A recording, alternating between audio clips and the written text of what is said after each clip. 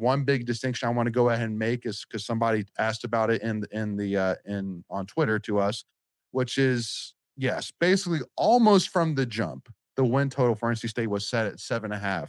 But there was an early line that was put out because I think we even saw this last year. And Ethan, correct me if I'm wrong, but I believe last year the win total was 6.5 with a lot of juice on one side. And so basically what this line ended up being is that the win total originally was put at 6.5, with like the over being at like minus 174, which is like extreme lineage on the Yeah. over until it eventually moved to 7.5 to where it is now. So I'm not lying. Yes, it probably from the jump when most people saw it was at 7.5, but at the very beginning stages, it almost basically kind of was set up as like an alternate line, if that's what you want to call it for all the Yeah. better people out there in the world here. But yeah, Ethan. So well, here I'll start with you, Greg. Here on this, I know you've been dealing with some leg issues, my man. But you know, do you think that because last year and I think most years the win total has been at 6.5, now right now it's at 7.5. Do you think this is at all Vegas having faith in this team and saying that this is maybe a better team than we're giving them credit for, or do you think this is more around the schedule?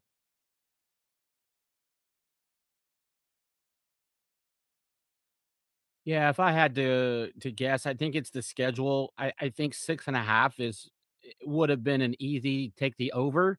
7.5, now it gets a little juicier, right? I think there's still an easy, I won't say easy, but a good path to 7.5, which means 8, to get over that. That's 8-4 in the regular season. Minus the Vanderbilt game, your out of conference is pretty easy. You open the season on the road. Your 3 of your first 4 games are P4 games. So you got to get out and get going. There's no slow ramp up. With 2 of those being on the road, and then on the back end of the season, you've got Carolina and Florida State, or I'll reverse those, Florida State and Carolina. And there's a good chance, based off the last couple of years, those teams could be looking forward to the off season or basketball season in both of their cases. Or coaching You searches. do have a West Coast trip or Mhm. coaching searches, absolutely. So yeah, I think eight's definitely doable. If I was a betting man, I'd take the over, and that part of that's me being a homer, but I definitely think there's 8 wins on this schedule if everything goes right. I mean, taking away injuries and all the unknowns on June 23rd. Mhm. That's part of the bet, though, Greg. Yeah, You no, don't I get a get it. pass for, you don't get a pass for, oh, we lost Grayson McCall. Mhm. Vegas Well, doesn't I care. thought They're not giving DraftKings you a does that, right, refund. in case of injury. I would. Yeah. I don't know. I don't know, but I would guess that that's probably like single game props if they did that. Um, but Yeah, like no, for that is. overall It is. That was season, that was a little yeah, sarcasm there. yeah. But I like for me, 6.5. I mean, again, you pull up the schedule. That's what it is, and I think that's kind of why Mhm. the money is there, right? Like I don't think you look at this NC State roster and you're blown away and say, "Oh, this is a vintage NC State roster. I'm going to plug them in for 8-9 wins." I don't see that.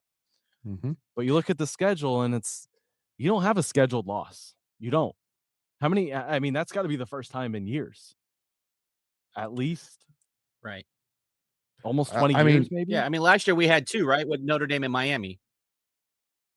Yeah. yeah. And you I mean, play because Clemson every year. You play Clemson and Florida State every year, right. and they were national Yep. title contenders for a decade. Now, I mean, you have Mhm. Florida State, but they're obviously not at that level. And so for me, that's a big part of it. There's no game. I mean, State's 4.5 point underdogs right now at Virginia. That may that may be the biggest game that they're underdogs all year, or the biggest spread. Yeah. What about Louisville? Isn't that at home? Yes. It is at home. So Yeah. your other road games are Florida State.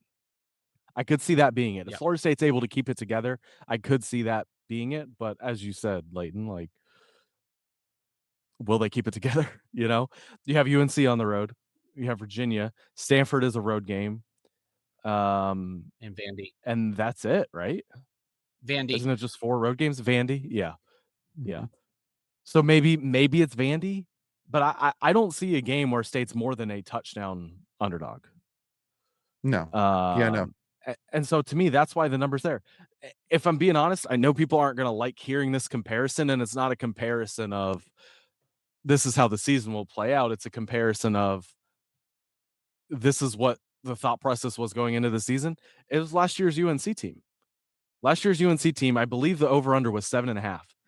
And, I remember some of the preseason discussion around them was basically like, hey, this team is not good, but look at who they play. And obviously it backfired. Like it didn't matter. They were terrible. That's kind of my thing is even if you're terrible, the schedule's not going to matter. But to me, it's kind of reminiscent of that conversation that people were having where it was like, hey, this is a bet on the schedule. It's not necessarily a bet on the coach or the quarterback or the schedule or the roster. It's a bet on the schedule. And I think Mhm. that's kind of why you see the 6.5 is heavily juiced and now it's up to 7.5. Well, and I also think too as well, like, I think this is gonna be a year where the ACC is basically the number 2 spot is wide open. I mean, I think we can all agree that Miami it's Miami's ACC to lose heading into the season as of right now. Now, I mean, could a SMU, could a Louisville get up there? Sure. But listen, at the end of the day, they need 2 teams to play an ACC championship game. So all we need to be is number 2. And guess what? You don't play Miami. You don't play SMU. You don't play Clemson. And Virginia and Louisville, who are the 2 teams that are, probably going to be contenders. Only one of them you're playing on the road. You're not playing both of them on the road. And the one that you play on the road, you play the first game of the season. So, and it's a non. It's oh, it is a conference game. Sorry, duh. Um, with all the transitioning of the game from Brazil to Charlottesville, Virginia, I was getting the details a bit mixed up here. But yeah, so I mean, I'm sitting here saying, listen, can NC State make it to the AC championship game? Sure. Like I think the opportunity is there. Now, last year, I think that if you were to ask how many people expected the AC championship game to be Duke versus Virginia to start the year, the answer would have been absolutely nobody would have predicted that. Nobody at all. But Yeah. so crazier things can happen. Mario Cristobal can pull a Mario Cristobal and screw up this season. God forbid Darian Mensah could get injured, and that could screw up, Miami's upside potential. So you never know. If CJ Bailey can stay healthy, play as we expect, if we can get a step up on the defense, to help us win some games, then who knows? The schedule sets up perfectly for it. But so Greg, if you were and again, we'll break down kind of our season predictions here as we get closer here, but um I mean, what would you say is like if everything goes perfectly, what's like our high and what's our low potential in terms of records? I mean, low could be 0-12. Could be? No, Think but so? realistically, I mean, no. You're playing Richmond.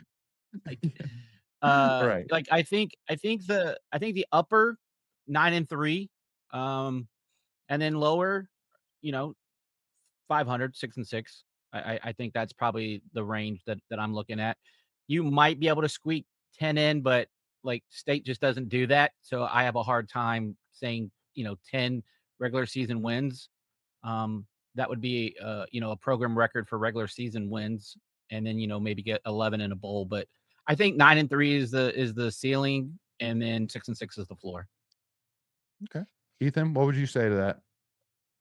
Well, I don't want to spoil what we were going to talk about later and what I Sure. meant to talk about on the Patreon. But with NC State being labeled the 23rd best home field advantage in the country, that was by EA Sports, right? That was for the Yeah. video game, right? Yeah. Okay. Right. Hmm. To me, when I look at it, you've got to get back to taking care of business at home. State got away from that. I think they lost. It was 4 out of 5 home games. I'm going to do something on this coming up. Yeah. but they got away from it Before because that, you we had remember, like won 16 in a row. yeah, it was. I think it was over 20 at one point. In terms of Was it? games in a It's either row, 16 or 19. Yeah. it was a few years back, but it's been a few years Yeah. now. It was when we lost Um, to BC that ended it. yeah, yeah, yeah. So to me, can you take care of business at home? Because that's where I see the toughest games. Um, Louisville and Duke. Those are the games I have labeled as the toughest. Louisville and Duke. Both of those are at home. And Cal, right? I mean, we mentioned in terms of quarterback, right? That's probably your toughest quarterback matchup.